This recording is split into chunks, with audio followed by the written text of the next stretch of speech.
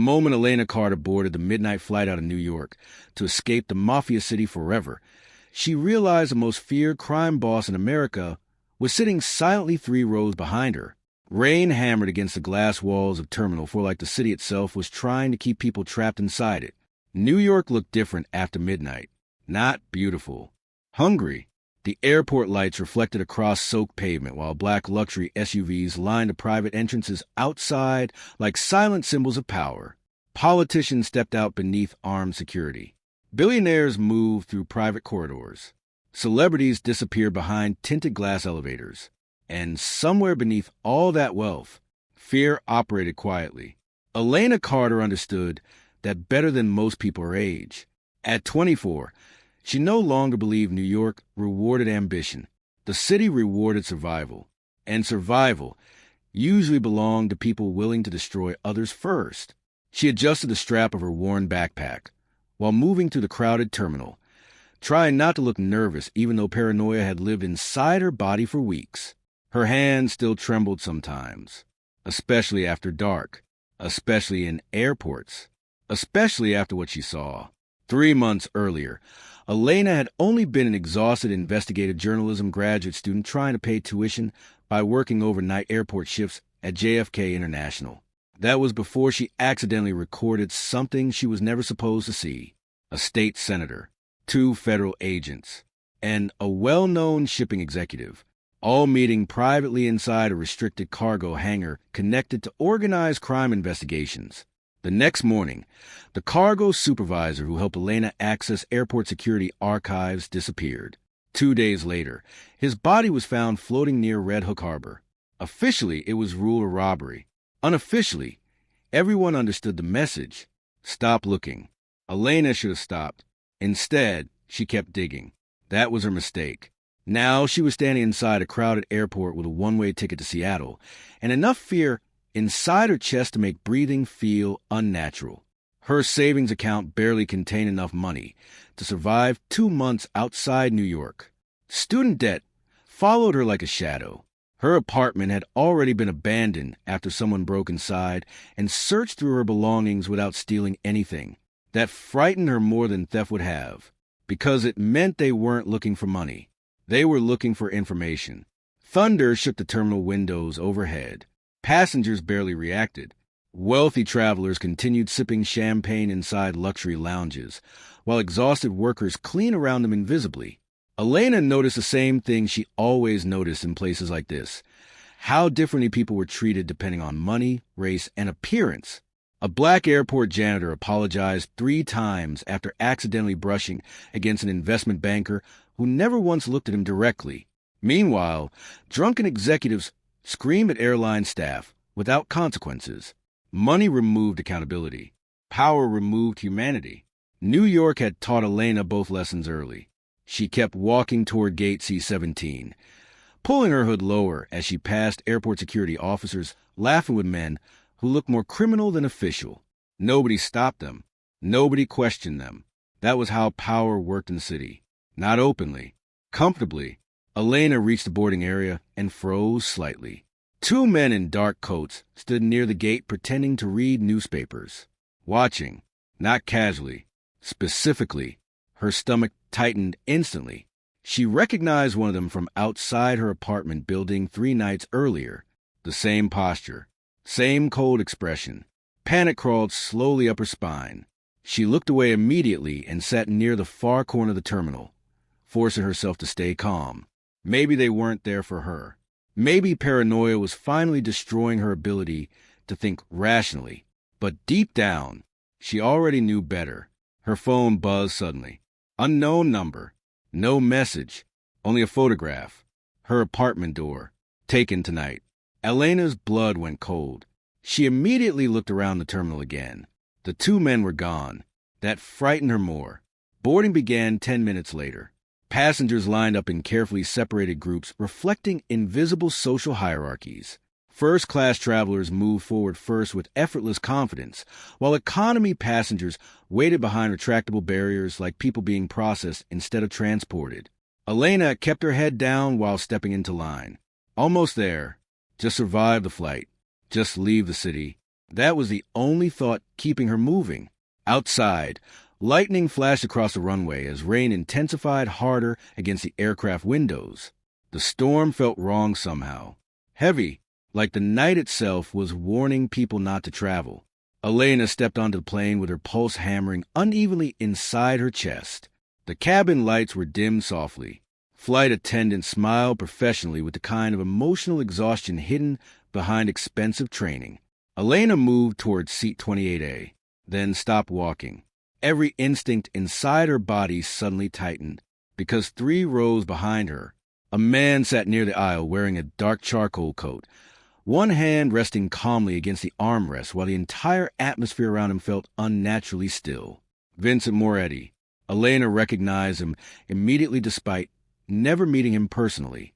Everyone in New York knew his face. Or more accurately, everyone feared it. Vincent Moretti was not famous publicly. He was whispered about privately. The man connected to politicians who never lost elections, judges who dismissed impossible cases, businesses that survived federal investigations untouched, the invisible king behind the city's corruption. And he was sitting on her flight like he belonged there more than the pilots did. Elena's breathing nearly stopped. Nobody around him spoke loudly. Nobody made eye contact too long. Even the flight attendants behaved differently near his row. Careful, respectful, almost nervous. The strangest part was security.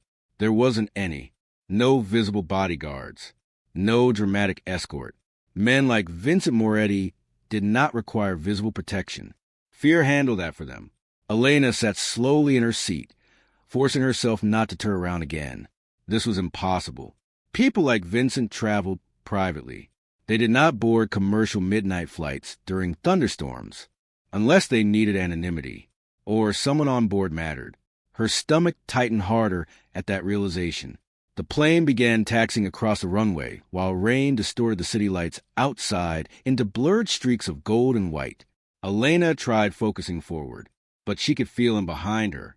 Not physically, psychologically, like his presence changed the emotional temperature of the cabin itself.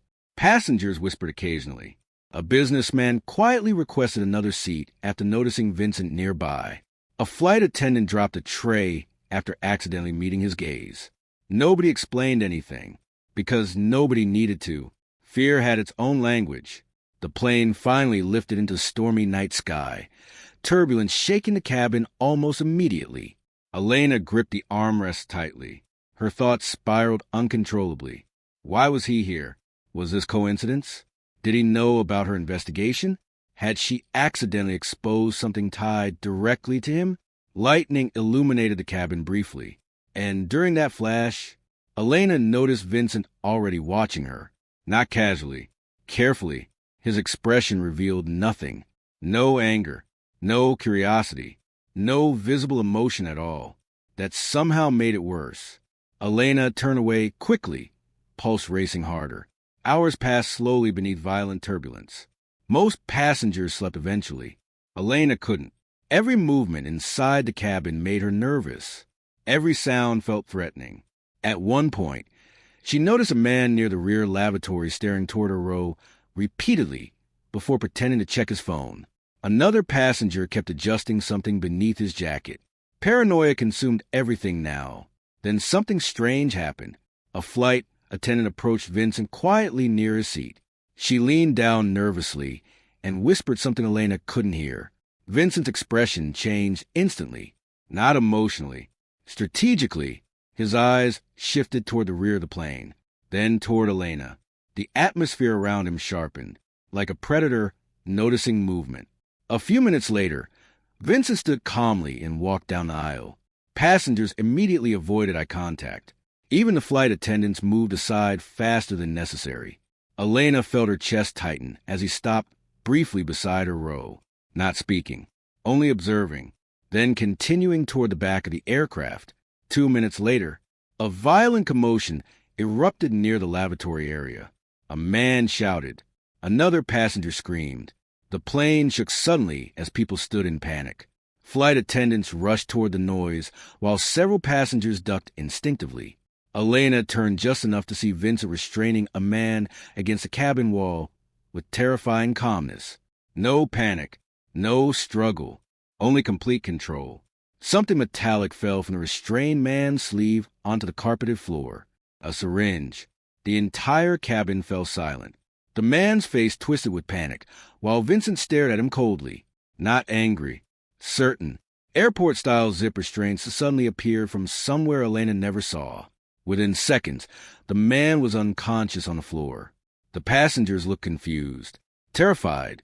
Nobody understood what had just happened, but Elena did, or at least part of it. Vincent Moretti had not boarded the plane to stop her from leaving New York. He boarded because someone else already planned to make sure she never arrived alive. Fear crawled through Elena's chest slowly as Vincent returned to his seat, without explanation. Their eyes met briefly again. This time, something inside his expression looked almost familiar. Not kindness, recognition. Like he already knew far more about her life than she did. The turbulence outside worsened violently. The captain announced emergency weather adjustments over the intercom, while nervous whispers spread across the cabin. Then Elena overheard 2 flight attendants speaking quietly near the galley. One looked pale, the other visibly shaken. That wasn't supposed to happen yet. One whispered. The second attendant glanced nervously toward Elena's seat before replying softly.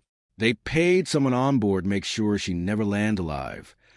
Inside Vincent Moretti's private safe house after the emergency landing, Elena Carter realized freedom could feel more like captivity than prison ever did. The emergency landing happened somewhere over Colorado. Nobody on board received the real explanation. Passengers were told severe weather interference had forced the aircraft down unexpectedly.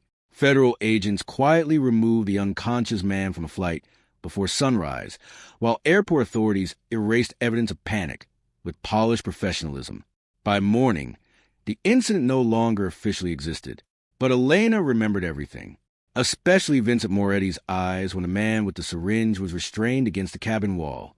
There had been no surprise in them, only expectation, as if Vincent had boarded the plane already knowing someone would try to kill her. That realization followed Elena through the private airport terminal after landing. Snow covered the mountains surrounding the isolated airfield in thick white silence. Armed black vehicles waited outside beneath dim security lights, while nervous airport employees avoided direct eye contact with Vincent's men. Nobody asked questions. Powerful people rarely needed explanations. Elena stood near the entrance, clutching her backpack tightly, while freezing wind cut through the terminal doors. "I can leave from here," she finally told one of the guards. The man said nothing. That frightened her more than threats would have, because silence meant decisions had already been made above her level. A few moments later, Vincent emerged from a private security corridor wearing the same dark coat from the flight, his expression emotionally unreadable despite the chaos surrounding him. Snow drifted across the runway behind him. For a second, he looked less like a crime boss and more like something colder, permanent. "Elena Carter," he said calmly, "you are no longer safe alone." The statement was not dramatic. That made it worse. Elena forced herself to speak steadily. "You don't get to decide where I go." Vincent studied her for a brief moment. "No," he replied quietly, "but the people trying to kill you already did." Before Elena could answer, another black SUV arrived near the terminal gates. Vincent's guards immediately shifted positions with sudden alertness. Weapons appeared beneath coats. Everything changed instantly. One of the guards spoke quickly into an earpiece. Movement near the northern access road. Vincent's expression never changed, but the atmosphere around him sharpened dangerously. He looked toward Elena again. "You're coming with me." This time, it did not sound optional. The drive through the mountains lasted nearly 2 hours. Elena sat silently inside the armored SUV while snowstorms swallowed the roads around them. Every vehicle in the convoy moved with military precision. Nobody spoke unless necessary. The deeper they traveled into the mountains, the more isolated everything became. No towns, no traffic, only endless white wilderness and heavily guarded checkpoints hidden between cliffs. Finally, the convoy approached iron security gates built directly into the mountain itself. Elena stared in disbelief. The safe house did not resemble a mansion. It resembled a fortress disguised as luxury. Massive glass walls overlooked frozen mountain valleys, while armed patrols monitored every perimeter angle. Security cameras rotated silently across reinforced stone structures built into the cliffs. The property looked beautiful, emotionally dead. Vincent stepped out first as guards scanned the area automatically. Snow crunched beneath Elena's boots when she followed. The cold air burned her lungs instantly. One thing became obvious immediately. Nobody here relaxed. Not the guards, not the staff, not even the people pretending to smile. Fear operated beneath every interaction. Inside, the safe house looked almost unreal. Marble floors reflected soft chandelier lighting. Massive windows overlooked snow-covered forests, stretching endlessly into darkness. Expensive artwork lined the walls beside hidden surveillance panels, barely visible beneath the architecture. Luxury existed everywhere. Warmth existed nowhere. Elena noticed cameras immediately. Tiny black lenses hidden inside smoke detectors. Security sensors embedded near hallways. Biometric locks concealed behind decorative woodwork. Every inch of the building watched people constantly. A woman in a gray uniform approached nervously with folded towels. She avoided looking directly at Vincent while speaking. "Your office has already been prepared, sir." Vincent nodded once. The woman immediately left. Too quickly. Elena noticed her hands shaking. "They're terrified of you," Elena said quietly. Vincent removed his gloves slowly. "They're careful. That's not the same thing." A brief silence followed. "No," he admitted calmly. "It isn't." That honesty unsettled Elena more than denial would have. Most powerful men pretended they inspired loyalty. Vincent understood fear perfectly. A staff member escorted Elena toward a private guest suite on the eastern side of the estate. The room itself looked larger than her entire apartment in New York. Fireplace, private balcony, designer furniture, luxury beyond anything Elena had experienced personally. And yet, it felt like a cage. The windows barely opened. The doors locked automatically. Guards remained stationed outside every hallway entrance. Freedom had simply become more expensive looking. That night, Elena couldn't sleep. Snowstorms battered the mountains outside, while the safe house remained unnaturally silent inside. At around 2 a.m., she stepped quietly into the hallway. The estate remained awake. Guards rotated through corridors with disciplined precision, while security monitors glowed behind partially closed office doors. And somewhere deeper inside the mansion, Vincent Moretti was still awake too. Elena noticed light beneath a door at the far end of the western hallway. Drawn by curiosity she couldn't explain, she moved closer carefully. The room inside looked different from the rest of the house. Not luxurious. Personal. The walls contained old photographs, newspaper clippings, and framed documents arranged with obsessive precision. A record player quietly played soft jazz music beneath dim golden lighting. And Vincent sat alone behind the desk. Still, calm, human. It was the first time Elena had seen his face without emotional armor wrapped around it. Then she noticed the photographs. One man appeared repeatedly beside Vincent in older pictures. Same dark eyes, same sharp features. Brothers. The realization came instantly. This was a memorial room people whispered about. The room connected to Vincent's murdered brother. Suddenly, Vincent looked toward the doorway. Elena froze. For several seconds, neither spoke. Then Vincent stood slowly. "You shouldn't be here." His voice wasn't angry, only tired. Elena glanced toward the photographs again. "Your brother?" A long silence followed. "Yes." There was something strange about Vincent inside this room. The coldness disappeared slightly. Not completely, but enough to expose grief beneath it. Elena looked toward one framed newspaper article near the desk. The headline mentioned organized crime investigations from nearly 20 years earlier. And beneath the article, a familiar name stopped her heartbeat. Daniel Carter. Her father. Elena stepped closer, instinctively.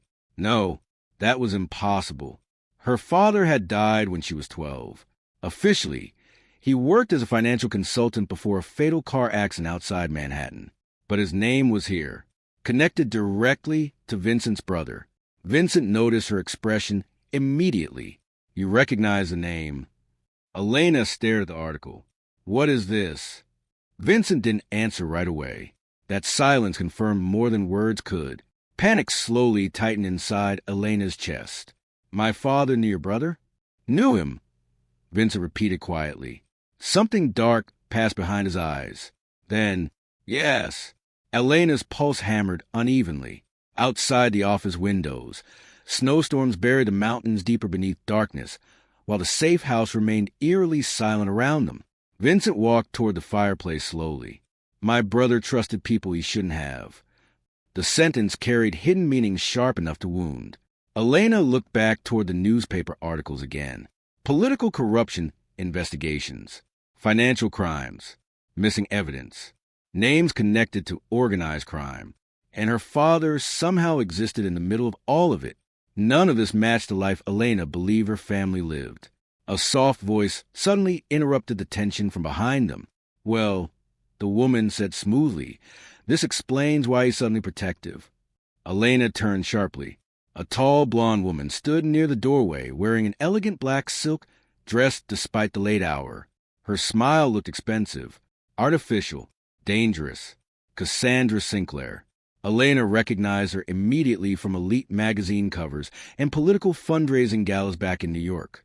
Socialite, investor, rumored manipulator connected to nearly every wealthy circle in America. And judging from the way Vincent's expression hardened slightly, someone far more dangerous than tabloids understood. Cassandra studied Elena carefully like she was evaluating merchandise. You're younger than I expected, she said softly. Elena didn't respond. Cassandra walked into the room slowly, her heels clicking softly against marble floors. The city is already talking about her, she told Vincent casually. Federal people, politicians, investors. Her eyes shifted toward Elena again. They're curious why Vincent Moretti suddenly risks resources protecting a journalism student. Vincent's voice turned colder instantly. Enough, Cassandra. The woman smiled faintly. But Elena noticed something underneath the smile. Resentment. Possession. Cassandra stepped closer toward the desk where the old documents rested.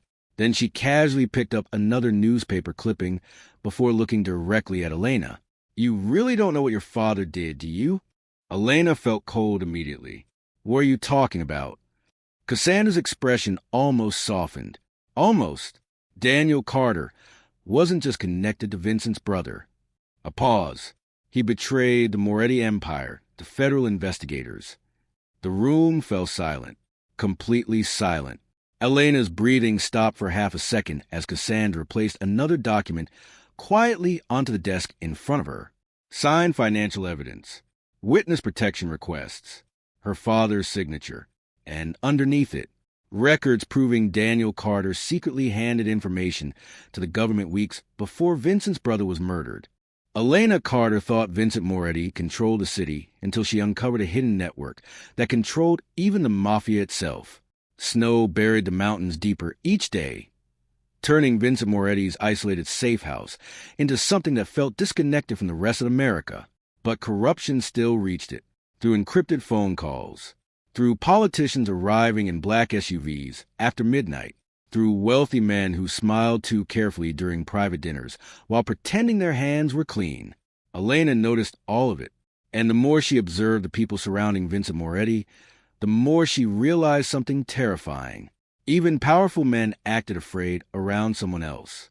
That realization changed everything.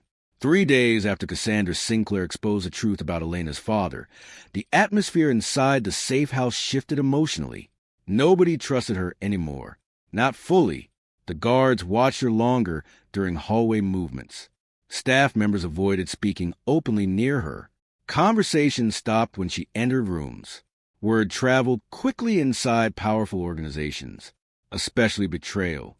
Elena spent most of her time isolated inside the eastern wing overlooking endless frozen mountains, trying to process the reality collapsing around her.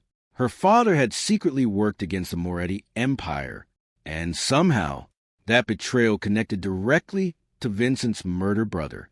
Nothing about her childhood made sense anymore. The memories felt artificial now, constructed. Her mother constantly afraid of phone calls.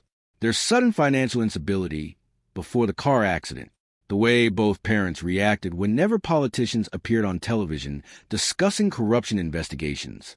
Fear had existed in her home long before she understood what fear looked like. Now she understood. One night, Elena stood near the safe house balcony watching snowfall disappear into darkness when Vincent approached quietly behind her. He moved like someone trained to exist without sound. "You should be sleeping," he said calmly. Elena kept her eyes on the mountains. "I don't think people sleep in this house." A faint silence followed. Then, "No," Vincent admitted. That honesty unsettled her again. Vincent rarely denied ugly truths. He simply lived with them. Elena finally turned toward him. "My father betrayed your family." Vincent studied her expression carefully before answering.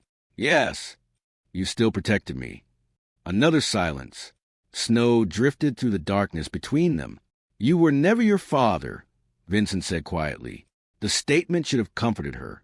Instead, it created more questions. Because Vincent Moretti did not seem like a man who separated emotion from bloodlines easily. Not after losing a brother. Not after building an empire around fear. So why protect her? That question followed Elena constantly now. The next morning, helicopters arrived at the estate. 3 of them. Armed security immediately secured the property perimeter, while black vehicles transported unfamiliar guests inside the safe house through restricted entrances. Elena watched discreetly from the upper staircase. Politicians, corporate executives, federal consultants, people who publicly pretended organized crime disgusted them. Yet privately, they walked through Vincent Moretti's home like business partners. One man caught Elena's attention immediately.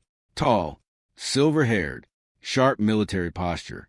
Federal investigator Damian Graves.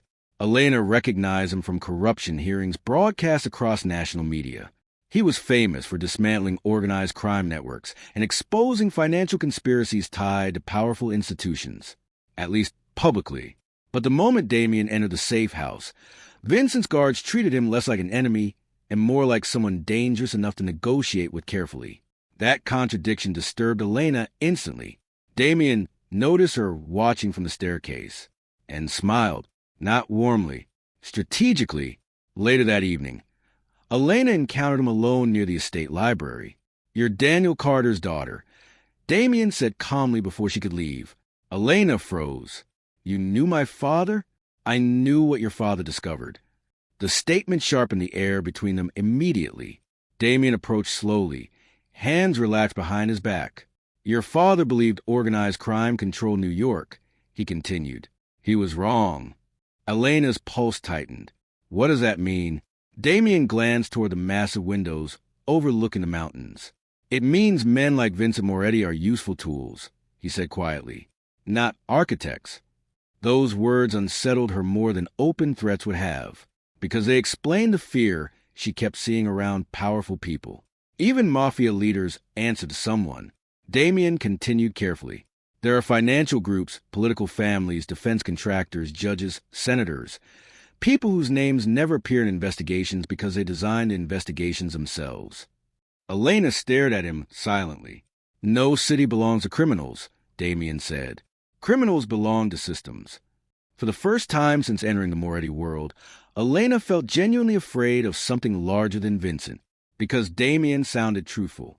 That night, Elena secretly entered the restricted lower archive level beneath the safe house after noticing security patterns changing during the political meeting upstairs.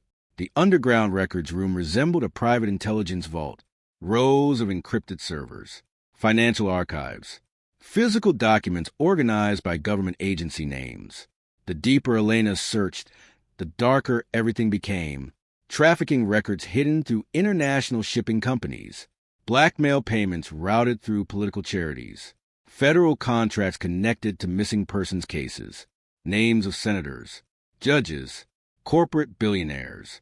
Every institution Americans trusted publicly seemed contaminated privately. Elena's hands trembled while scanning file after file. Then she found photographs. Families, children, victims connected to trafficking routes disguised as immigration operations. Some looked terrified. Others looked drugged. One image showed a young immigrant mother kneeling beside two frightened daughters during a federal relocation program secretly tied to private criminal auctions. Elena nearly stopped breathing. The women were Latina, poor, disposable to the people profiting from them. Suddenly, the corruption became personal in a different way, not just political, predatory, because systems always hunted the vulnerable first. Minorities, immigrants, the poor, people society already ignored. Elena felt sick, and somewhere behind her, a voice spoke quietly. Now you understand why your father panicked. She turned sharply. Vincent stood near the archive doorway, not angry, only tired. Elena looked back toward the trafficking files. You knew. Yes. You let this continue. Something dark moved behind Vincent's eyes. For years, he admitted, the honesty hit harder than denial. Elena stepped backward emotionally. How many innocent people died because men like you wanted power? Vincent's expression hardened slightly. Power had nothing to do with it. Then what did? A long silence followed. Finally, survival. That answer echoed through the underground room like something rotten and ancient. Vincent walked toward one of the archive shelves slowly. When my brother discovered the network, he said quietly, he believed exposing it would matter. Elena listened silently. He thought politicians would care about victims. He thought federal agencies still protected ordinary people. Vincent's jaw tightened slightly. He was wrong. The grief inside his voice felt old enough to destroy someone. Elena suddenly understood something terrifying. Vincent Moretti had not become emotionally cold naturally. The system built him that way. And somewhere beneath the violence and power, there was still grief poisoning everything he touched. Before Elena could respond, alarms suddenly echoed to the underground archive level. Sharp, urgent. Vincent's expression changed instantly. Security mode. One of the guards rushed downstairs moments later. Internal leak detected. The man said quickly. Someone transmitted financial records externally. Vincent's face became terrifyingly calm. Who? The guard hesitated. Then, Marcus Rivera. Silence. Elena recognized the name immediately. One of Vincent's longtime security commanders. The atmosphere shifted violently. Vincent moved upstairs without another word. Elena followed at a distance despite every instinct warning her not to. Inside the Center Security Hall, guards forced Marcus Rivera to his knees beneath harsh white lighting, while staff members watched nervously from distant corners. Nobody intervened. Nobody defended him. Fear ruled the room completely. Marcus looked terrified. They threatened my family, he said desperately. I didn't have a choice. Vincent stared at him silently. No rage, no shouting. That somehow felt worse. Because emotional men acted impulsively. Emotionally controlled men acted permanently. Marcus continued shaking. I never gave him everything, he pleaded. Only fragments. Vincent finally spoke. You still opened the door. The room fell silent again. Elena expected violence. Instead, Vincent simply nodded once toward his guards. Marcus disappeared seconds later. No screaming. No dramatic punishment. Only absence. That frightened Elena more deeply than blood would have, because power inside this world erased people quietly. Later that night, Cassandra Sinclair appeared on multiple national news broadcasts from New York. Elegant, controlled, dangerous. She publicly connected Elena Carter to organized crime investigations, while subtly painting her as emotionally unstable and financially desperate. Social media erupted instantly. News commentators questioned Elena's credibility. Wealthy elites mocked her background openly. One political strategist laughed during a television interview while describing Elena as another scholarship girl who confused conspiracy theories with journalism. Elena watched silently from the safe house media room. Class hatred always sounded polished among rich people. That was what made it effective. Vincent entered halfway through the broadcast. His expression darkened slightly. She's isolating you publicly, Elena said quietly. No, Vincent corrected. She's preparing you to disappear. That sentence chilled the room instantly. Before Elena could respond, Vincent handed her a small encrypted flash drive. What is this? Everything your parents died protecting. Elena's chest tightened immediately. She plugged the drive into a nearby secure terminal. Audio recordings appeared. Government transactions, bribery discussions, trafficking operations. Then one final file caught her attention, dated 16 years earlier, the night her mother died. Elena pressed play slowly. Static filled the speakers first. Then voices, male voices, one she recognized instantly. Vincent's older brother. Another belonged to an unknown politician. Then a final voice spoke quietly through distorted interference. Eliminate Rachel Carter before she talks. Elena's body went completely still, because beneath the damaged audio, the authorization code belonged to someone inside Vincent Moretti's empire. The moment America's criminal underworld realized Vincent Moretti would destroy cities to protect Elena Carter, her death became worth millions. The recording changed everything. After hearing the distorted voice connected to her mother's death, Elena Carter stopped viewing Vincent Moretti's empire as merely dangerous. Now it felt infected, corrupted from somewhere deep inside its foundation. The safe house atmosphere shifted immediately after the recording surfaced. Security rotations doubled overnight. Armed guards appeared near every hallway entrance. Communication systems became encrypted hourly. Nobody trusted anyone anymore, not even inside Vincent's inner circle. Because if someone within the Moretti Empire had ordered Rachel Carter's death years earlier, then betrayal had existed long before Elena ever boarded that flight out of New York. And betrayal inside criminal empires spread like disease, especially when fear replaced loyalty. Snowstorms still buried the mountains outside, but the safe house no longer felt isolated from the world. It felt hunted by it. Elena barely slept. Every sound inside the mansion triggered paranoia now. Doors closing, footsteps in distant corridors, whispered conversations ending when she approached. Her face had become national news. Cassandra Sinclair made certain of that. Over the next week, media outlets across the country transformed Elena from investigative journalism student into something easier for powerful people to destroy publicly. Conspiracy theorist, manipulative opportunist, emotionally unstable criminal associate. News commentators dissected her appearance, her financial history, even her academic records with polished cruelty. One political analyst laughed openly during a televised panel discussion while describing Elena as another poor girl desperate for relevance after attaching herself to rich criminals. The audience applauded. Elena watched the broadcast from the lower media room with cold disbelief. Wealthy society always found elegant ways to humiliate vulnerable people, especially women without power, especially women from backgrounds they secretly considered beneath them. Cassandra understood that perfectly, and she weaponized it beautifully. Vincent entered halfway through the segment. The room immediately changed. Guards straightened subtly. Staff members lowered their eyes. Even silence behaved differently around him.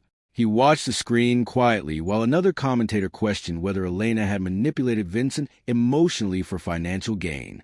Then the anchor casually added, "People like Elena Carter should never have been allowed inside elite political environments in the first place."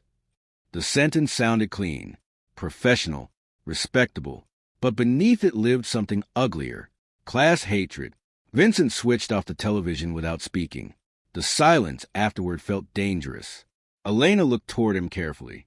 "They hate people like me," she said quietly. Vincent's expression remained unreadable. "No," he replied calmly. "They fear what happens when people like you stop staying invisible." That answer stayed with Elena long after he left the room, because it sounded truthful in a way powerful people rarely allowed themselves to be. Outside the safe house, the situation worsened rapidly. Encrypted reports arrived hourly describing assassination offers spreading through criminal networks across multiple cities. Chicago, Miami, Las Vegas, Los Angeles. Every syndicate understood the same thing simultaneously. Elena Carter had become Vincent Moretti's emotional weakness, and weaknesses inside criminal empires became opportunities. One evening, Elena overheard two guards speaking outside the Western Security Corridor. $5 million from the Cordero family. That's nothing. Russians offered 12. For her, A pause. No, for whoever kills him after she dies. The conversation ended abruptly when they noticed her nearby, but the damage was done. Elena finally understood her existence had become profitable, not politically, commercially. Meanwhile, federal investigations accelerated nationwide. Financial raids targeted shell corporations connected to organized crime operations. Senators suddenly resigned from committees tied to international trade networks. Damian Graves appeared constantly on television now, presenting himself as the architect dismantling corruption across America. But Elena no longer trusted his image, because she remembered what he said inside the Safe House library. Criminals belong to systems, and Damian understood those systems too well to remain innocent. Late one night, Vincent summoned his senior leadership into the Mountain Estate's underground conference hall. Elena wasn't invited, but she listened anyway. Hidden behind the upper balcony overlooking the chamber below, she watched powerful men discuss her death like a geopolitical problem. The room itself looked more corporate than criminal. Digital maps, financial projections, security grids, modern warfare disguised as business management. Several rival syndicate representatives attended remotely through encrypted video feeds. None looked comfortable. One older crime boss from Philadelphia leaned forward coldly. She's destabilizing operations nationwide. Another voice joined from Miami. Federal pressure increases every day she stays alive. A third man finally said what everyone else avoided directly. Choose your empire or choose the girl. Silence followed. Vincent sat alone near the far end of the conference table, hands folded calmly, while armed guards remained stationed throughout the room. He looked emotionally detached. But Elena noticed something dangerous beneath the stillness. Restraint. The Philadelphia leader continued carefully. You protected women before. Never like this. Another syndicate representative laughed bitterly. The entire underworld is talking about it. Vincent Moretti risking cities over a journalism student. Then came the sentence that changed the atmosphere entirely. They fear you loving her more than they fear your violence. The room went silent immediately afterward, because nobody should have said that aloud. Elena's heartbeat tightened upstairs. Vincent slowly raised his eyes toward the screen. Not angry. Worse. Controlled. You mistake attachment for weakness, he said quietly. The Miami representative leaned back nervously. And you mistake obsession for loyalty. That was enough. Vincent stood slowly from his chair. The room physically reacted. Men who commanded armies lowered their eyes instinctively. Even through screens, fear traveled visibly. You built empires feeding on vulnerable people while pretending civilization justified it. Vincent said calmly, No one in this room gets to lecture me about morality. The Philadelphia boss attempted to recover control. This isn't personal. Vincent's expression darkened slightly. That's why all of you fail to understand what's happening. His voice never rose. It didn't need to. Systems collapse the moment someone finally values a human life more than power. The statement unsettled everyone, because men like Vincent Moretti were not supposed to speak like that. Not after decades of violence. Not after building kingdoms through fear. The meeting ended badly.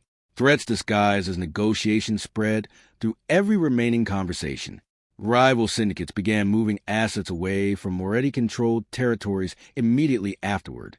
War no longer felt distant. It felt scheduled. Later that night, Elena found Vincent alone inside the memorial office dedicated to his dead brother. Soft jazz music played quietly beneath dim lighting, while snowfall covered the windows outside. He looked exhausted, not physically, spiritually. Elena stepped closer carefully. They're right, aren't they? She asked softly. Vincent didn't look up immediately. About what? You're risking everything because of me. A long silence followed. Then, I started risking everything long before you. Elena studied him quietly. For weeks she had feared him, then pitted him. Now, something more dangerous was developing. Understanding. Because beneath the empire, beneath the violence, beneath the emotional armor, Vincent Moretti looked profoundly alone. Elena sat carefully near the desk. You can still let me leave. Vincent finally looked toward her. No. The answer came instantly, without hesitation. without calculation. That certainty affected her more than she expected. For several seconds, neither spoke. Snowstorms pressed against the windows while the record player crackled softly in the background. Then Elena noticed something unusual. Vincent's hands. Scarred, not from recent violence. Old scars. Deep ones. Evidence of someone who survived years of war nobody fully understood. Without thinking, Elena reached toward one of the scars lightly. Vincent froze instantly. The atmosphere changed. Not violently. Intimately. His breathing slowed almost imperceptibly as Elena's fingers brushed across damaged skin. No woman in his world probably touched him gently anymore, not without fear attached. For a brief moment, Vincent looked less like a Mafia king and more like a man too exhausted to continue carrying the weight of becoming one. Then alarm suddenly erupted through the estate. Harsh, immediate, red emergency lights flooded the hallways outside. Vincent stood instantly, every trace of softness vanishing beneath lethal focus. One of the guards burst into the office.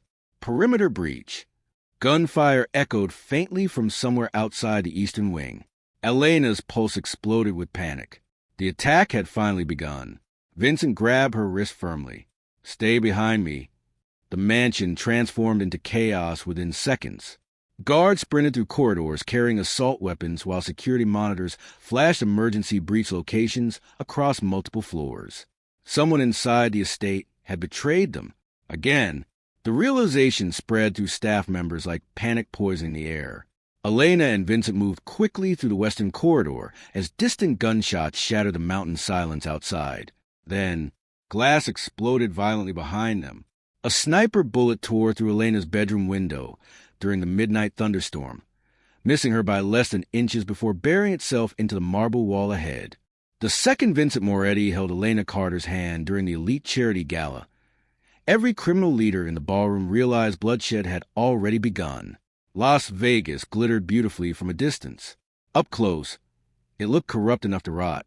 The city glowed beneath neon lights and desert heat, while luxury towers pierced the night sky like monuments built for people rich enough to purchase morality itself.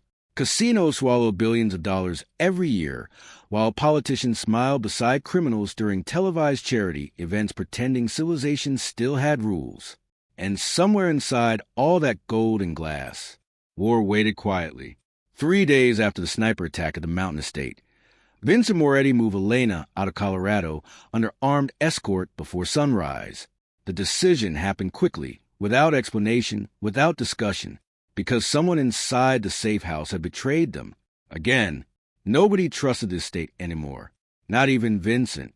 Now Elena stood inside the private presidential suite of the Bellerose Imperial Hotel in Las Vegas, staring down at the Strip while helicopters crossed the skyline like distant predators. The annual Valerio Foundation Charity Gala began in less than 2 hours. Officially, the event funded medical outreach programs and educational grants. Unofficially, it gathered America's most powerful criminals, politicians, investors, and federal intermediaries into one heavily protected building, a marketplace disguised as philanthropy. Elena adjusted the sleeve of the black evening gown Cassandra Sinclair personally selected for her earlier that afternoon. That disturbed her deeply. Cassandra hated her, but the woman also understood image warfare better than anyone else inside elite society. "They already see you as dangerous," Cassandra had said while coldly observing Elena in the dressing suite mirror. A pause. Tonight, they need to see why. Nothing about the statement felt comforting, especially because Cassandra sounded almost jealous saying it. Outside the suite, armed Moretti guards secured every hallway entrance. Security teams scanned elevators continuously, while encrypted communications moved between floors every few seconds. The entire hotel operated like a battlefield, pretending to be elegant. Vincent entered the suite shortly before the gala began, and Elena immediately noticed something different about him. He looked tired, not physically, emotionally. The sniper attack changed him somehow. Or maybe the pressure finally reached levels even Vincent Moretti struggled carrying silently. He wore a dark tailored tuxedo that made him look less like a mafia king and more like a politician powerful enough to destroy governments privately, which Elena realized wasn't far from the truth. For several seconds, neither spoke.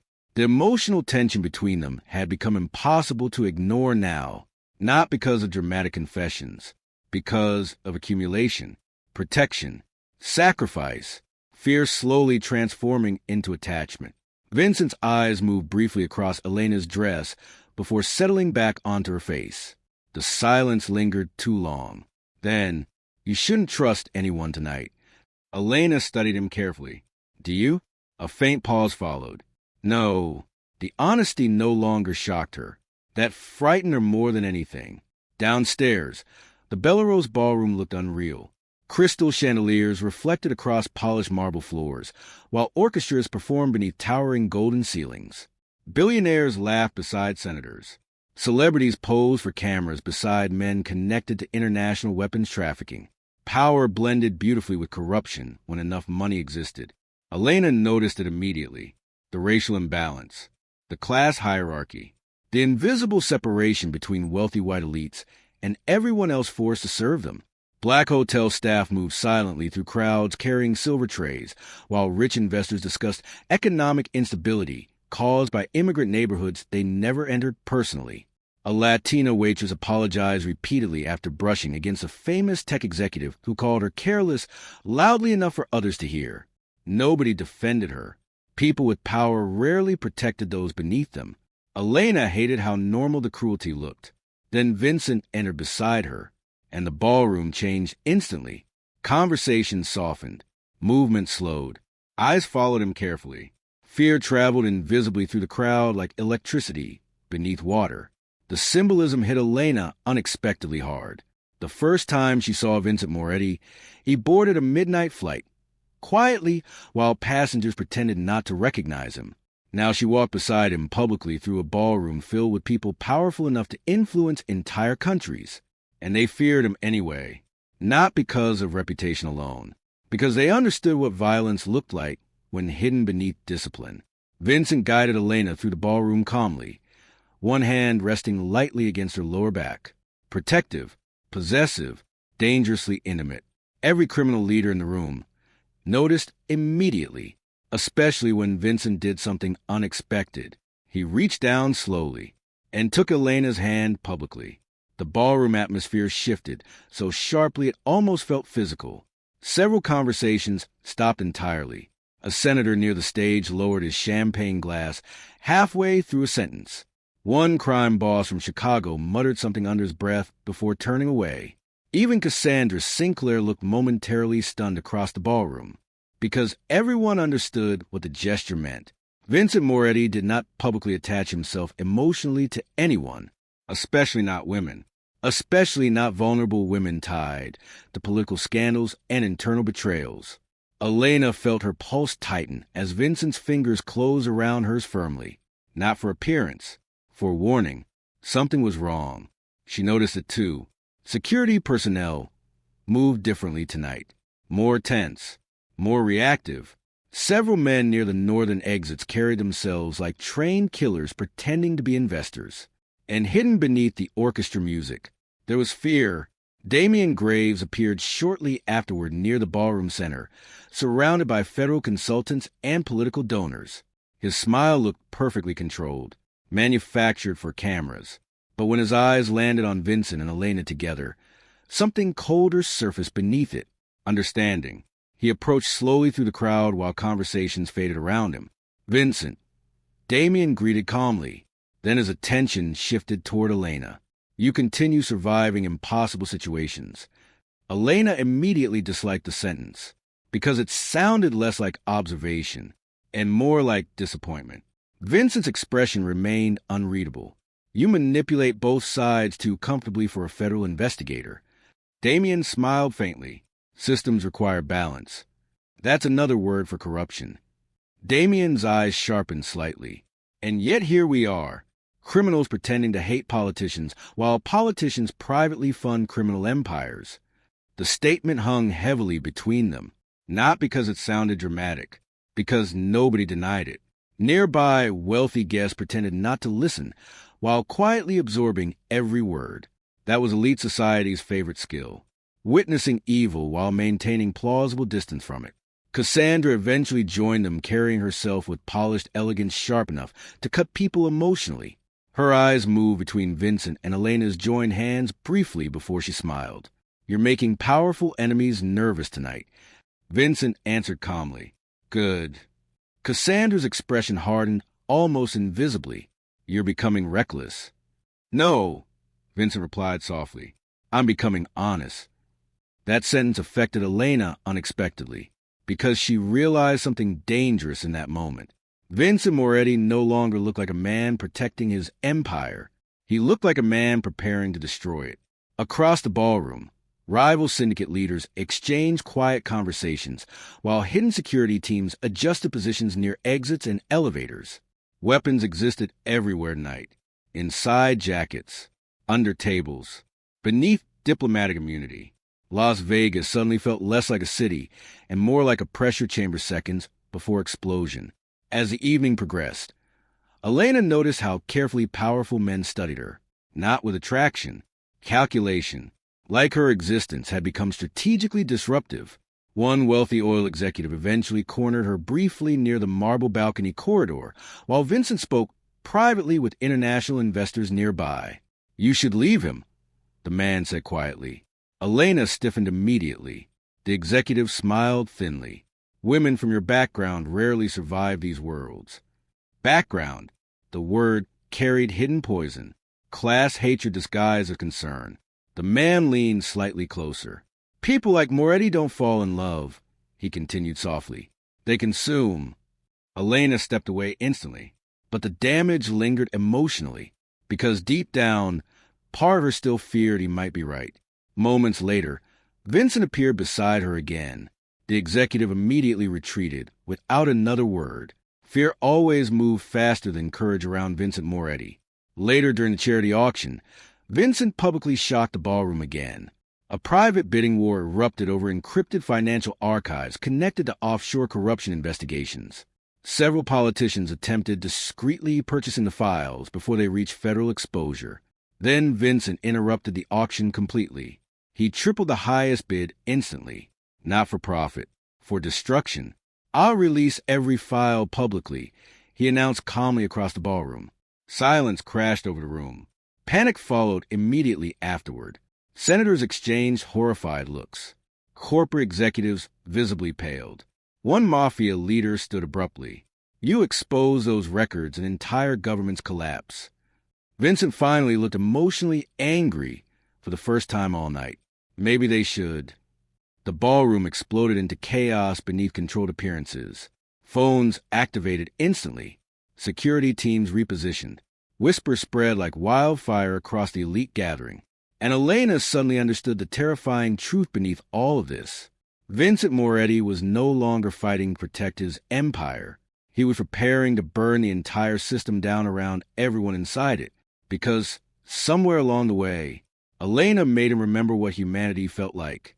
That realization terrified the underworld more than its violence ever had. Suddenly, the ballroom lights flickered once. Then again, security personnel reached toward concealed weapons instinctively. Vincent's grip on Elena's hand tightened sharply. His expression darkened instantly. "Stay close." Across the ballroom, Damian Graves slowly lowered his champagne glass, almost like he had been waiting for this moment. Then every ballroom exit slammed shut simultaneously. Heavy metal locks echoed to the tower as armed men surrounded the hotel from every level. By sunrise, half the hotel was burning, and Elena Carter finally understood why nobody survives loving a mafia king. The moment the ballroom doors locked, civilization disappeared. Panic spread instantly beneath the crystal chandeliers of the Belarus Imperial Hotel. Wealthy politicians abandoned their polished masks first. Senators shoved past socialites toward emergency exits, while armed security teams drew concealed weapons beneath designer suits. Then the shooting started. The first bullet shattered the ballroom windows overlooking the Las Vegas Strip. Glass exploded across marble floors. Screams followed immediately after. Elena instinctively dropped toward the ground as guests scattered in every direction beneath flashing emergency lights. Armed men stormed to the northern entrances wearing tactical gear without insignias, while hotel security systems failed floor by floor. Everything happened too fast. 1 second, billionaires drank champagne beside orchestra music. The next, blood spread across imported marble. Vincent Moretti reacted before anyone else.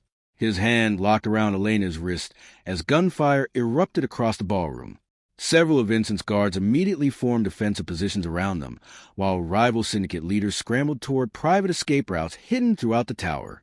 Chaos consumed the hotel within seconds. But Vincent remained terrifyingly calm. That frightened Elena most of all, because men only stayed that controlled during violence when they had survived too much of it already. "Move," Vincent ordered sharply. The ballroom transformed into a war zone behind them as they pushed through collapsing crowds. A famous governor fell near the auction stage, clutching his bleeding shoulder, while terrified hotel staff members hid beneath overturned banquet tables. Nobody looked powerful anymore. Fear erased status quickly. Near the western corridor, Elena saw one of the Belarus waitresses lying motionless beside shattered champagne glasses. The same Latina woman publicly humiliated earlier in the evening, dead before anyone important even noticed. The image hit Elena hard enough to nearly stop her moving, because corruption always killed the invisible people first. Vincent pulled her forward before another burst of gunfire tore through the hallway walls behind them. "Keep moving." Smoke alarms activated across the tower, while emergency sirens echoed through the luxury floors. The hotel's golden atmosphere vanished beneath red security lights and burning electrical wires. Somewhere below them, explosions shook the building. The coordinated attack had already spread beyond the ballroom. Vincent's men exchanged rapid encrypted communications through earpieces while escorting them toward the upper executive floors. "Eliminate east stairwell access. Federal response incoming. Internal betrayal confirmed." That last sentence changed Vincent's expression instantly. Not surprise. Recognition. He had expected betrayal eventually. Elena realized something horrifying then. Vincent never built his empire believing loyalty would last. He built it preparing for the day it failed. The executive hallway had suddenly erupted with automatic gunfire. One of Vincent's guards collapsed instantly. Another returned fire before dragging Elena behind reinforced marble columns near the elevator lobby. The shooter emerged moments later from the smoke, and Elena recognized him immediately. Marco De Luca, one of Vincent's longtime security commanders. Another traitor. Marco looked almost apologetic, aiming the weapon toward them. "It was already over, Vincent," he shouted above the alarms. Damien promised immunity to anyone who switched sides early enough. Damian Graves. Elena felt cold immediately. The federal investigator had orchestrated everything. Not to stop the criminal empire, to reorganize it. Vincent stepped partially into view with frightening calm. "How much did he offer you?" Marco hesitated. "That's the problem," he admitted bitterly. "He offered survival." The statement hung heavily between them, because inside corrupt systems, survival became the only currency people trusted eventually. Marco raised the rifle again. Vincent fired first. One shot. Precise. Permanent. Marco collapsed beside the elevator doors without another word. Elena stared silently at the body, while smoke drifted through the ruined hallway. Vincent showed no visible emotion afterward. That terrified her deeply. Not because he killed, because he looked emotionally practiced doing it. The group moved upward through emergency service corridors while the hotel continued collapsing into violence below them. Every floor revealed more destruction. Burned security stations. Bodies. Luxury transformed into ruin. Federal helicopters circled outside the tower now, while national news broadcasts began airing live footage of armed raids spreading across multiple American cities connected to the Moretti organization. Chicago, Miami, New York, Los Angeles. Vincent's empire was collapsing publicly in real time, and somehow, he looked relieved. That realization unsettled Elena more than the violence surrounding them. Near the upper casino suites, they encountered Damian Graves personally. He stood calmly beside shattered windows overlooking the burning Las Vegas skyline, while federal tactical teams secured nearby corridors behind him. The man looked less like an investigator now, more like an executive overseeing restructuring. "You finally understand the system," Damien said quietly toward Vincent. Vincent's expression darkened slightly. You were never trying to dismantle corruption. Damien smiled faintly. Of course not. Corruption funds governments. The honesty shocked Elena. Damien looked toward her calmly. Your parents made the same mistake your generation keeps making, he continued. They believed truth mattered more than stability. Elena felt rage cut through her fear instantly. Innocent people died. Yes, Damien replied coldly. And society continued functioning anyway. The sentence sounded horrifying because he genuinely believed it. Damien gestured toward the burning city outside. Civilization survives because powerful people control chaos before ordinary citizens see how fragile everything truly is. Vincent stepped forward slowly. You traffic children. Damien's expression barely changed. We manage systems. The hallway fell silent. Then Vincent laughed quietly, not from amusement, from disgust. Elena was right, he said softly. Damien narrowed his eyes slightly. You're becoming emotional. No, Vincent replied. I'm becoming honest. The same sentence from the gala. But now Elena finally understood what he meant. Vincent Moretti was never trying to preserve his criminal empire. He was trying to destroy the entire corrupt structure controlling everyone above it. The trafficking networks, the political bloodlines, the billionaires protected by governments. His empire had simply become the weapon he needed long enough to reach them. And Elena, somehow, made him remember why the destruction mattered. That realization emotionally shattered her. Because beneath the violence and fear, Vincent had spent years preparing to burn himself down alongside the system that created him. Gunfire exploded again before anyone moved further. Federal tactical teams opened fire against remaining Moretti loyalists, flooding the upper corridors. Chaos erupted instantly while smoke consumed the executive level. Vincent grabbed Elena again, pulling her through collapsing service passages while explosions shook the building harder beneath them. The Belarus Tower was dying, and everyone inside it knew. During the escape through the western penthouse levels, Elena finally encountered Cassandra Sinclair one last time. The socialite stood near a private rooftop elevator, wearing a blood-stained silver gown beneath flashing emergency lights. Beautiful, cold, ruined. Several dead guards surrounded her. Cassandra looked toward Vincent first. Then Elena. You chose her over survival, she said quietly. Vincent's expression remained unreadable. You chose power over humanity. For the first time since Elena met Cassandra, something emotional cracked beneath the woman's polished mask. You think humanity survives without monsters controlling it? Cassandra snapped bitterly. Her eyes shifted toward Elena. He'll destroy you eventually. Men like Vincent Moretti only know how to love through ruin. Elena expected Vincent to deny it. He didn't. That silence hurt more than Cassandra's words. Because deep down, Elena already feared they were true. Cassandra slowly raised a concealed pistol toward Elena. But Vincent reacted instantly. The gunshot echoed across the rooftop corridor. Cassandra staggered backward in shock before collapsing beside the elevator doors. Blood spread slowly across marble beneath her silver dress. The woman stared toward Vincent one final time, not with hatred, with heartbreak. Then she died silently. Elena stood frozen emotionally while emergency lights flashed across the ruined hallway around them. Everything felt broken now. The empire, the city, the people trapped inside both. Another explosion suddenly ripped through the lower tower levels hard enough to throw everyone sideways. Fire erupted upward through the ventilation systems immediately afterward. The Belarus was collapsing. Vincent pushed Elena toward the rooftop access stairwell. Go. She stared at him. What? Federal teams are surrounding the building, he said sharply. You still have a chance to disappear before Damien controls the narrative completely. Elena shook her head instinctively. I'm not leaving you. For a brief second, Vincent looked genuinely affected by the statement. Emotion finally surfaced clearly beneath the armor. Exhaustion, grief, something dangerously close to love. Sirens screamed throughout the collapsing tower, while flames spread behind them rapidly. Vincent stepped closer slowly. His hand touched Elena's face gently despite blood staining his knuckles. You were the first thing in years that made me remember I was still human.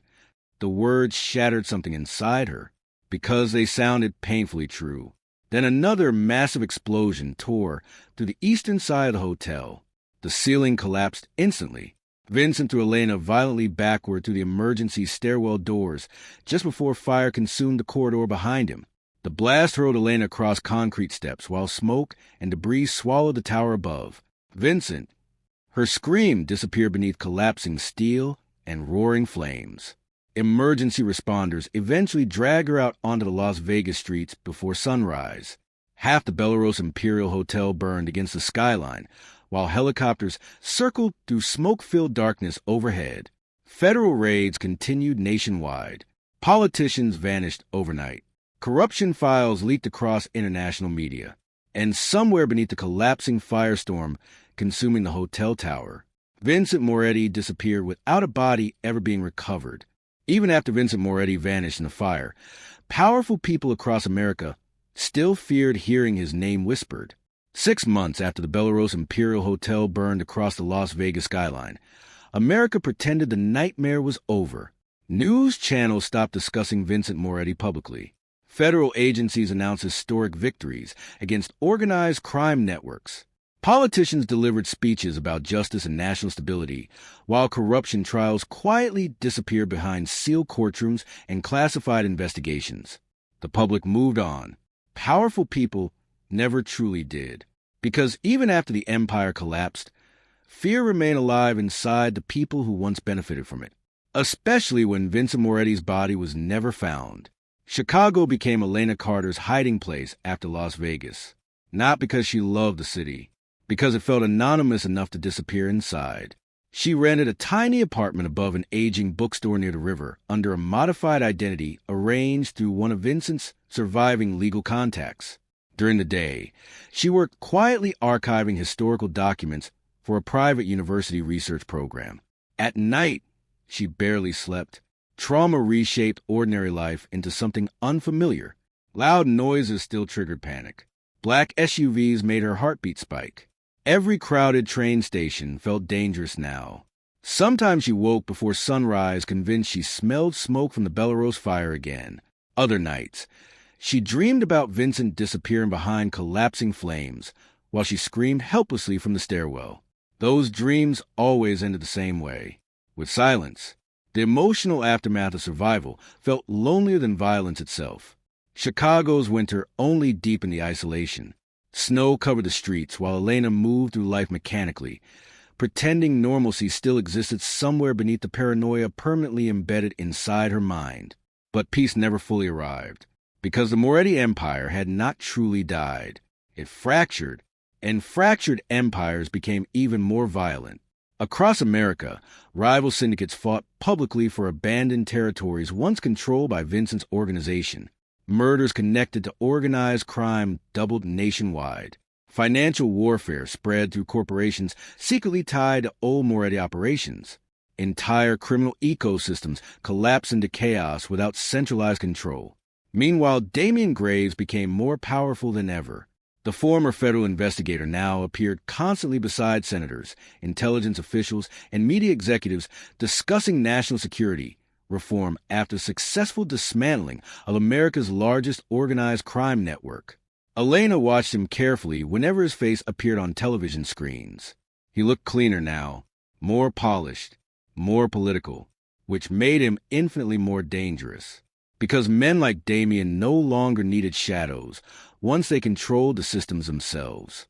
One snowy evening, Elena returned to her apartment and immediately sensed something wrong. The front door remained slightly open. Fear tightened through her body instantly. She reached carefully toward the small pistol hidden inside her coat pocket before entering slowly. Nothing looked disturbed. No signs of forced entry. No robbery. Only one object rested quietly atop her kitchen table. A black envelope. No name. No fingerprints. Elena's pulse hammered while opening it carefully. Inside waited a single photograph. Vincent Moretti, alive. The image showed him walking through what appeared to be an underground railway platform somewhere beneath a major city. The photograph looked recent, very recent. Attached to the image was a small handwritten sequence of numbers. 11-9-3-21. Nothing else. Elena stared at the photograph for nearly an hour. Part of her immediately believed it was a trap. Another part, the dangerous emotional part she kept trying to bury, felt something else entirely. Relief. That realization frightened her deeply, because somewhere during the destruction and violence, she had emotionally attached herself to a man she once feared more than death, and now she missed him, more than the peaceful life she spent months trying to rebuild. The realization emotionally devastated her. Over the following weeks, more coded messages arrived mysteriously. Train schedules, coordinates, fragments of encrypted financial records. Every message connected to hidden corruption files leaking publicly across national media. Judges exposed for trafficking ties. Corporate executives linked to political assassinations. Government consultants disappearing overnight. Someone continued dismantling the system piece by piece from the shadows. And Elena knew exactly who planned operations that carefully.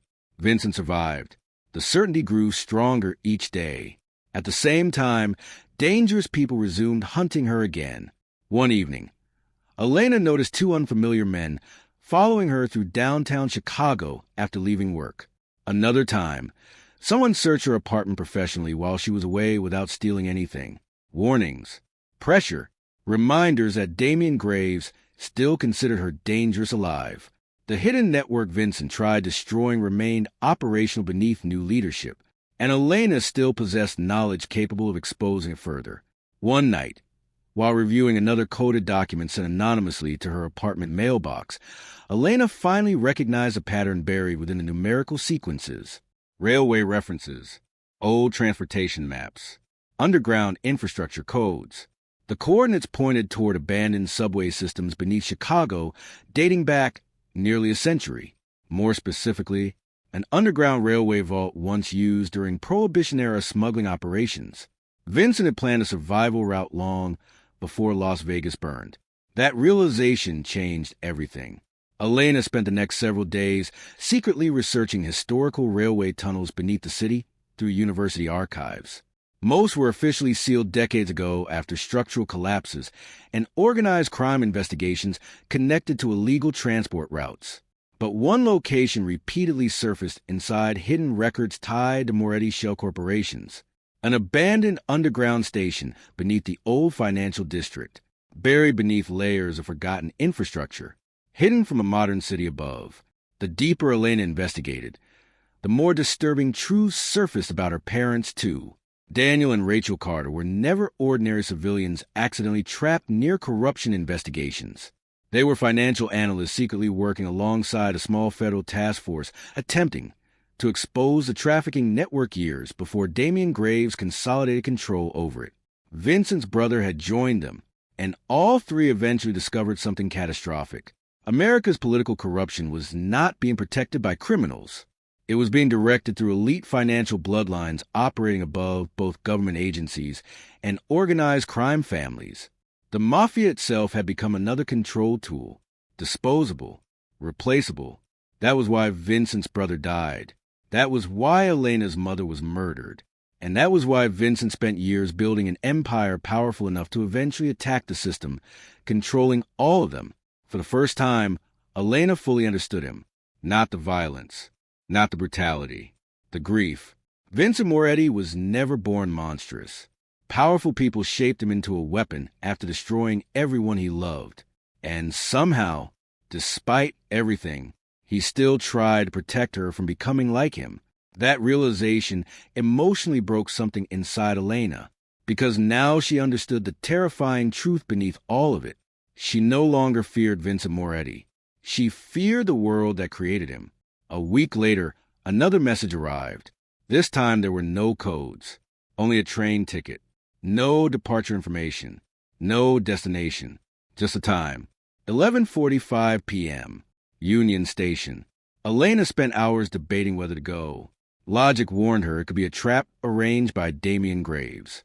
But emotionally, she already knew she would go, because peace without answers had become unbearable. Snow fell heavily across Chicago that night, while Elena descended through nearly empty subway corridors beneath Union Station. The lower maintenance tunnels looked abandoned decades ago. Water dripped slowly through rusted pipes overhead. Dim emergency lights flickered weakly across cracked concrete walls. The deeper she traveled underground, the quieter the city became above her, until only silence remained.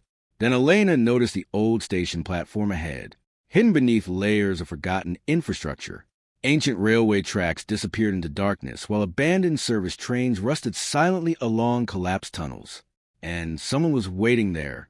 A tall figure stood motionless within the shadows near the far platform edge. Black coat, broad shoulders. Emotionally controlled stillness Elena would recognize anywhere. Her breathing stopped instantly. For several seconds, neither moved. The underground station felt frozen in time around them. Fear collided violently with hope inside Elena's chest. Because after months of grieving him, after convincing herself survival required forgetting him, Vincent Moretti stood alive beneath the city, like a ghost the world failed to bury. Then slowly, he stepped forward from the shadows of the abandoned underground station beneath Chicago. The final time Vincent Moretti reached for Elena Carter's hand happened moments before the entire criminal empire collapsed forever.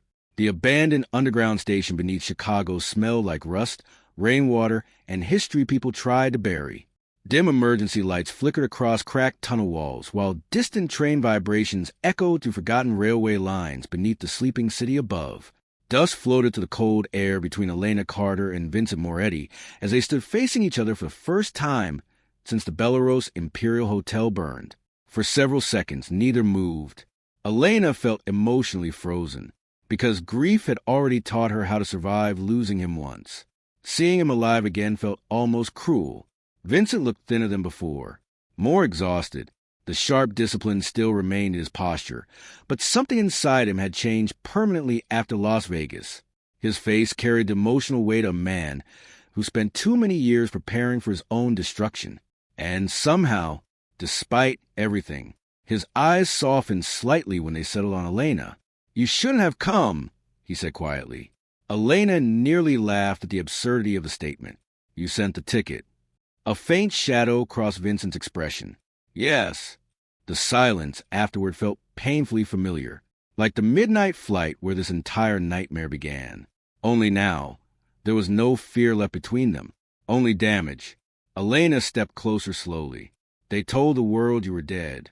Vincent looked toward the dark railway tunnels behind him. "For a while I was—" The answer sounded less metaphorical than it should have. Elena studied him carefully beneath the flickering station lights. For months she imagined this moment differently, angrier, more emotional. But now that Vincent stood in front of her again, she only felt exhausted relief mixed with heartbreak, because she finally understood him completely. And understanding someone dangerous often became its own kind of tragedy. "You planned all of this," Elena said quietly. "The empire collapsing, the leaked files, Las Vegas." Vincent didn't deny it. The system couldn't survive exposure forever. Elena's voice sharpened emotionally. "So you burned everything down?" "No," Vincent replied calmly. "I forced powerful people to reveal what they truly were when they became afraid." That answer carried the same terrifying honesty he always spoke with. Above them, Chicago continued sleeping peacefully while beneath the city, governments and criminal empires quietly approached collapse. Vincent motioned toward the deeper railway vault beyond the station platform. "You need to see the rest." The underground vault looked massive. Old railway storage chambers had been transformed into something resembling a hidden intelligence archive over decades. Thousands of physical documents lined reinforced steel shelves, while encrypted servers hummed beneath industrial lighting systems powered by stolen energy grids. Entire governments could fall because of what existed inside these tunnels. Elena realized that immediately. Financial records connected senators to trafficking operations. Corporate banking systems tied judges to political assassinations. Private military contractors secretly funding organized crime networks across multiple countries. The corruption reached everywhere. And buried near the center of the vault stood dozens of evidence boxes labeled with her parents' names. Daniel Carter, Rachel Carter. Elena's breathing slowed unevenly as she approached them. Vincent remained silent while she opened the first archive container carefully. Inside were photographs, investigation notes, audio recordings, personal letters. Her mother's handwriting appeared across dozens of legal documents tied to federal corruption investigations dating back over 20 years. Rachel Carter had not simply discovered corruption. She spent years trying to dismantle it. Another file revealed the final truth. Damian Graves himself once worked alongside Elena's parents and Vincent's brother during the original anti-corruption task force before secretly betraying them all to protect the political bloodlines financing the network. The realization made Elena feel physically sick. Damian was never cleaning corruption from America. He was reorganizing ownership of it. He murdered them, Elena whispered. Vincent's expression darkened. He approved the operation personally. Elena closed her eyes briefly as grief crashed through her chest again. Not fresh grief. Old grief finally receiving a name. For years she believed her parents died accidentally inside a dangerous investigation. Now she understood the truth. They were sacrificed because powerful families feared exposure more than morality. Innocent people destroyed so billionaires and politicians could continue pretending civilization was stable. Elena finally looked back toward Vincent. And your brother? A long silence followed. He tried to save them. Pain crossed Vincent's face quietly, but the system got to him first. For the first time since meeting Vincent Moretti, Elena saw something more devastating than violence inside him. Helplessness. The realization emotionally shattered her. Because beneath all the brutality and criminal power, Vincent had spent years carrying the guilt of surviving when everyone he loved died. Suddenly alarms activated throughout the underground vault. Sharp red emergency lights flooded the tunnels immediately. Vincent's expression changed instantly. They found us. Heavy vibrations echoed through the station above as armored vehicles arrived across the streets overhead. Federal forces, syndicate mercenaries, political cleanup teams. Everyone finally converged on the same location. Because too many secrets existed beneath Chicago now. Elena looked toward the security monitors lining the vault walls. Dozens of armed teams descended through maintenance entrances, surrounding the underground station from every direction. And standing at the center of the operation, Damian Graves, calm as always, prepared as always. Vincent began activating encrypted transfer systems across the vault servers immediately. What are you doing? Releasing everything. Elena stared at him. If those files go public, governments collapse, Vincent finished quietly. Yes. The statement echoed heavily through the vault, because this was the final line. No more hidden wars. No more control leaks. Vincent Moretti intended to expose the entire system publicly before anyone could bury it again. Gunfire suddenly erupted above the station. The attack had begun. Armed mercenaries loyal to surviving syndicates stormed the outer tunnels, while federal tactical units pushed inward from the opposite direction. Everyone wanted the vault. Everyone wanted control. The underground station transformed into chaos within minutes. Vincent's remaining loyal guards exchanged fire across railway platforms, while explosions shook ancient tunnel walls hard enough to crack concrete ceilings overhead. Dust and sparks filled the air. Elena helped Vincent upload archive files across international media servers, while bullets echoed closer through the tunnels every second. The emotional pressure became unbearable. Fear, adrenaline, grief, and somewhere beneath all of it, love. Not soft love, not safe love, the kind born through survival and destruction. Suddenly, one of the outer security gates exploded inward violently. Mercenaries flooded the station. Vincent reacted instantly. The brutal side of Elena, once feared, fully emerged again. Precise violence, emotionally controlled, terrifyingly efficient. He protected her while firing calmly through advancing attackers, moving like a man trained his entire life for moments exactly like this. But now Elena understood something important. Vincent never enjoyed violence. He simply stopped believing the world allowed him another language. The battle intensified rapidly. Federal teams pushed into the vault simultaneously from the opposite corridor, while surviving syndicate leaders attempted securing the evidence servers before exposure finished destroying them publicly. Then Elena saw Damian Graves entering through the smoke, perfectly composed despite the war erupting around him. You could have survived comfortably, Damian shouted toward Vincent above the gunfire. You chose revenge instead. Vincent reloaded calmly. "No," he answered. "I chose truth." Damien's expression hardened slightly. Truth destroys civilizations. Vincent looked toward Elena briefly before answering. Maybe civilizations built on corruption deserve to collapse. The statement felt bigger than the moment itself, because for years Vincent Moretti had lived as a monster created by systems pretending monsters were necessary. Now he was sacrificing everything to expose the people who built those systems originally. Explosions rocked the vault again. Support beams cracked overhead. The underground structure was collapsing. Water rushed through damaged railway tunnels while electrical systems failed floor by floor. Chicago itself seemed ready to bury the corruption beneath it permanently. During the chaos, Elena finally grabbed Vincent's arm tightly. "We can still leave." For a brief second, he looked genuinely tempted. That frightened her emotionally, because Vincent Moretti never looked tempted by escape before, only by destruction. Then he touched her face gently amid the collapsing vault, and for the first time since she met him, his emotional armor disappeared completely. "You were the first person who ever made me want to stop living like a monster."